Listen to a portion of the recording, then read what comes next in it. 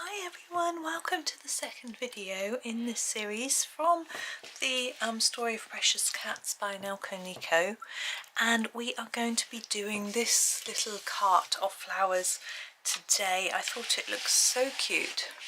Let's sort of put it into the middle, come in a little, there we go. Now I'm having a little look. We've got flowers, leaves in the cart.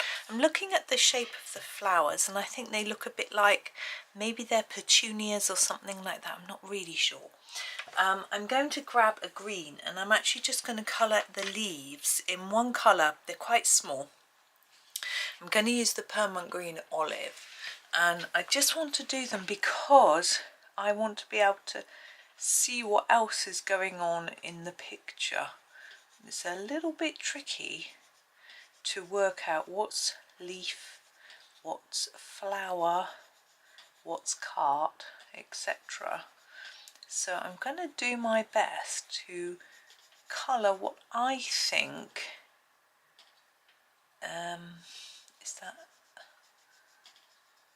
is the leaves, and then we can, maybe that's a stem like that, and then it makes it a bit easier to do the rest, I think.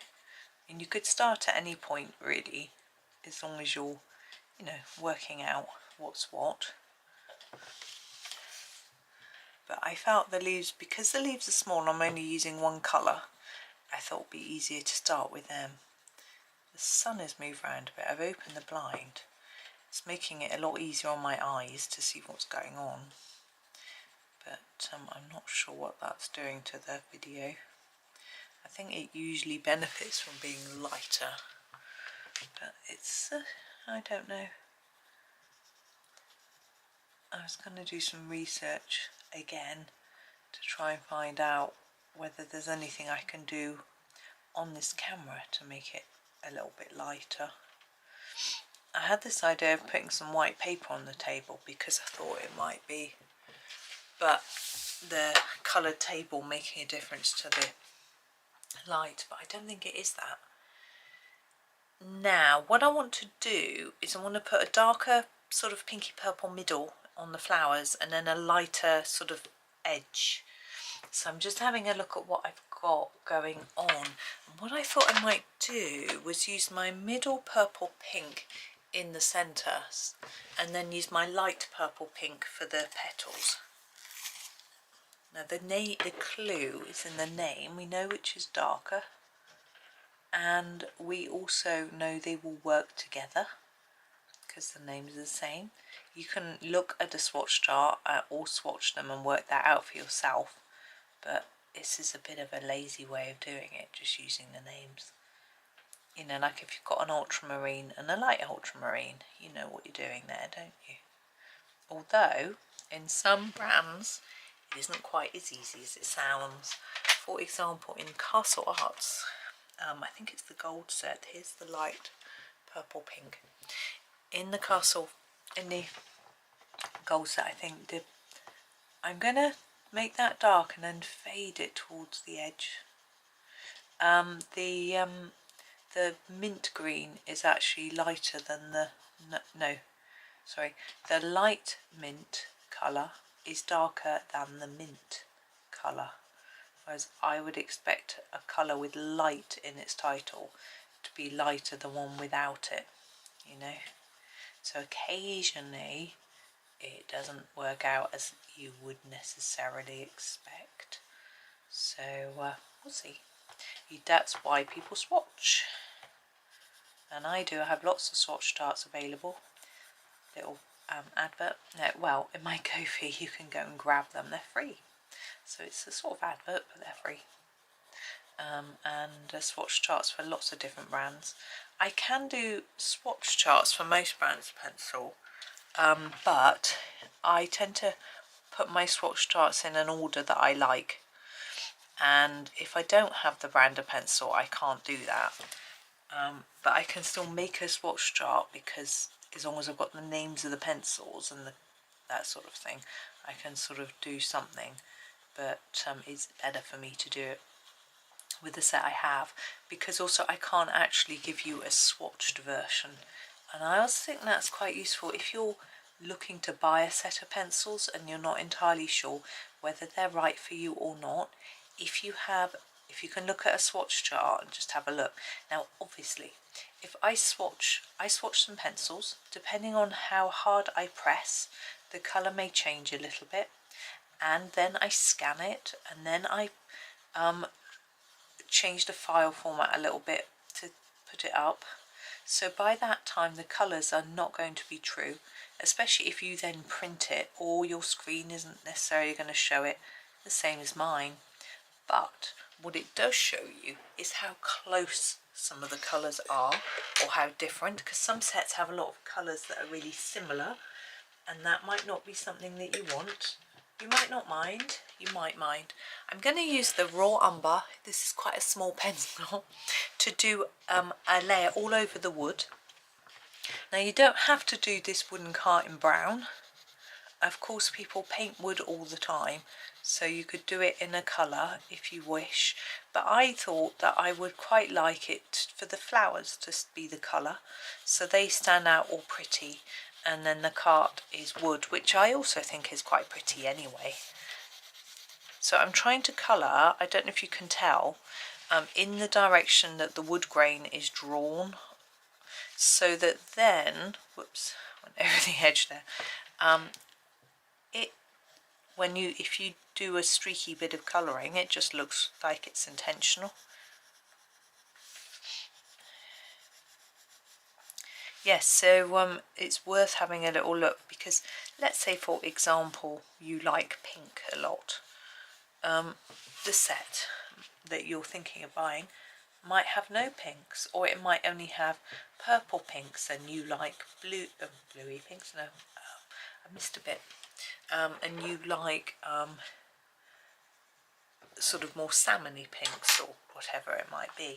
So it's always worth having a little look and a think as to whether it has the range of colours that you want, whether you've got all those colours already, if you know, is it worth buying it if you've got them already, is what's unique about that set. Watch reviews by lots of people before buying to check.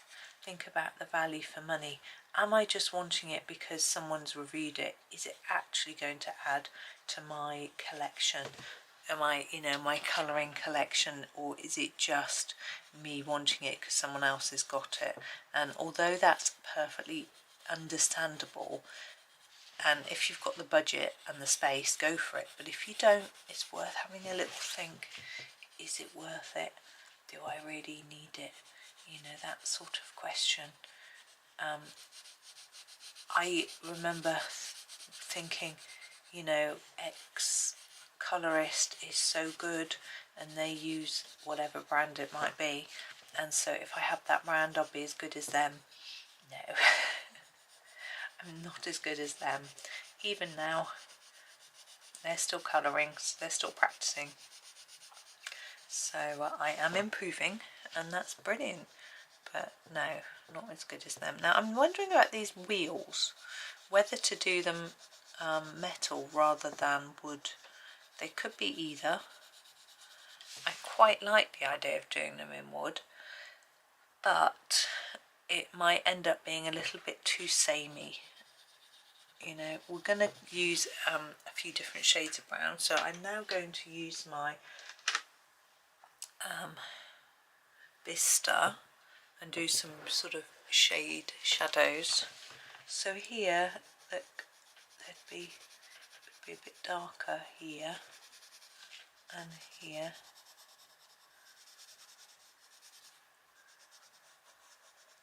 And down here at the bottom it would be really dark.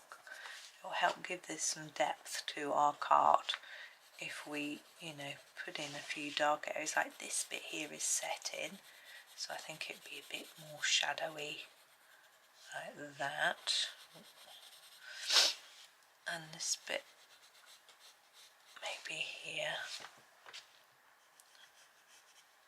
It's just sort of thinking about where there might be shadows, where you want things to look like they might be further away. See, this piece is on the front, so this bit is slightly dipped in, so if we make it a little bit darker just by running our bistre over, it will then make this plank stand out a bit more.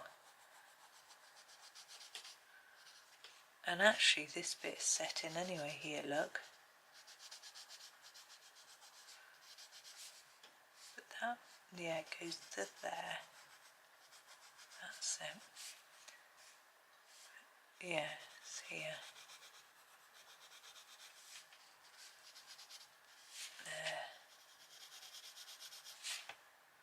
So it gives it a little bit more structure. It's actually a wheelbarrow, isn't it? I think some metal wheels would work. I'm going to use a warm grey though. This is warm grey 4 that I'm just sharpening. What I think I'm going to do with my warm grey 4 is do part of it. So I'm going to do the outsides of the wheels that I can see here, not that inside bit. Okay.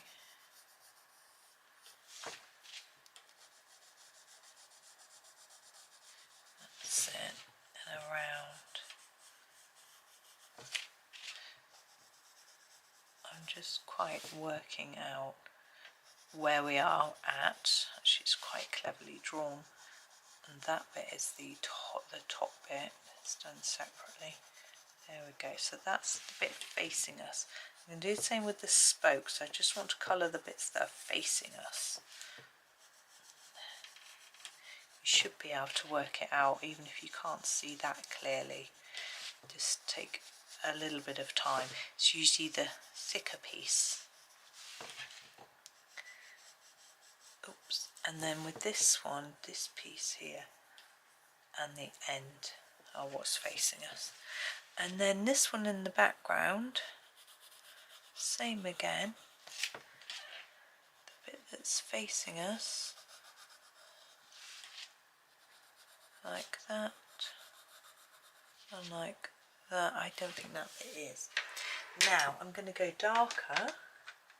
So this is 2 shades up. This is the warm grey 6, and I'm going to use this for the shadowy inside part here, so we can see the difference. It will help the cart to look a little bit more 3-dimensional. Oh, why didn't I do this one? I just get carried away and excited. This outside one I want lighter, but I think these I'm going to make darker. It's a bit tricky because that's on the top, but I think it will just help our effect. These darker.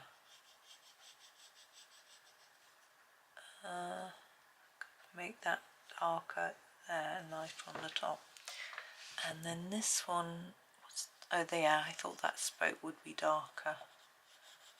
And these, oops, and there.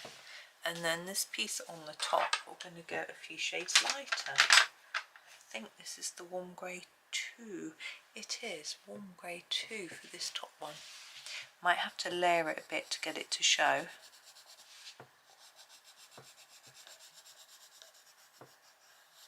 There we go. And so it looks a little bit more 3-dimensional on our cart.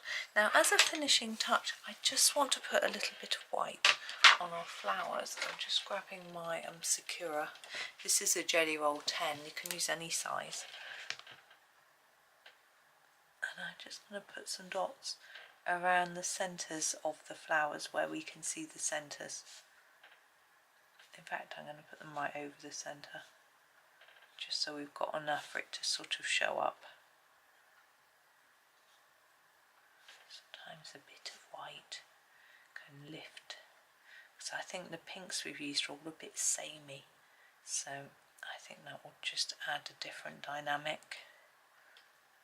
There we go. Now we do have some nails in our wooden cart, and I am just going to colour those in. Now this is the Cold Grey 5.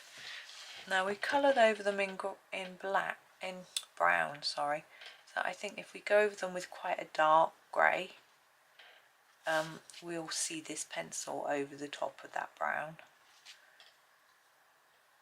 There we go. Yeah, I think that is done. So there is our card. As I said yesterday, not all the videos are going to be the same length. It just depends on the particular item that we're colouring. But that is our little card done today. So thank you so much for watching. Hope that you have a really super day and happy colouring.